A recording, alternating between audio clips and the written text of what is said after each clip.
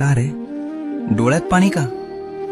फक्त यासाठी रडतोयस ना की तुला माझ्याकडे अक्कलकोटला येता येत नाहीये. इतर लोक जातात आणि तुला मात्र परिस्थितीनं बांधून ठेवलंय याचं वाईट वाटतंय ना.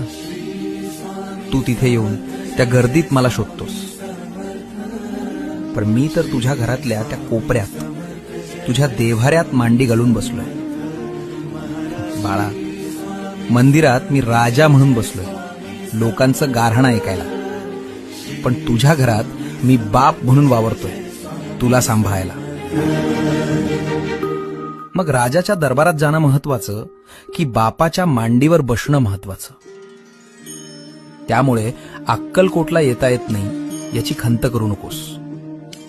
आत्ता याच क्षणी डोळे मिट आणि बघ, मी तुझ्या समोर उभा नाहीये, तर मी तुझ्या आत बसलोय.